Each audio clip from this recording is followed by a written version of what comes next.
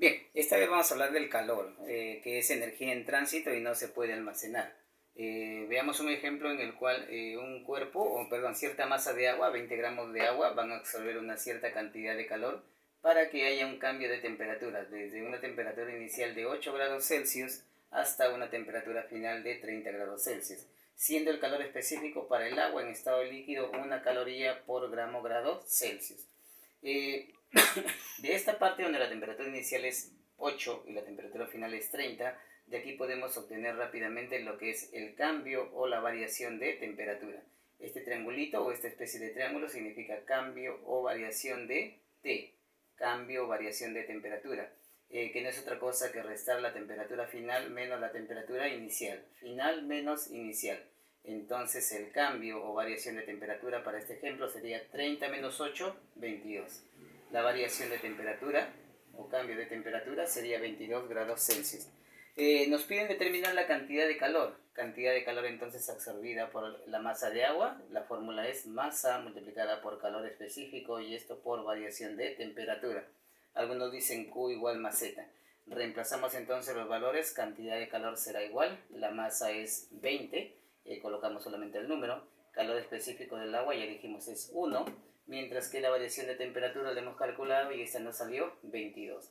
Entonces la cantidad de calor que esta masa de agua necesita para elevar la temperatura, para cambiar la temperatura, sería de 440 calorías. Recuerda que el calor se va a medir en calorías, ¿no?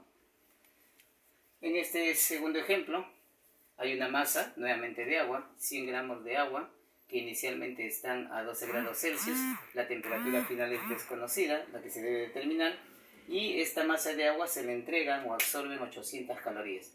Nuevamente de esta parte vamos a tener el cambio o diferencia de temperaturas, que sería la temperatura final X menos la temperatura inicial 12.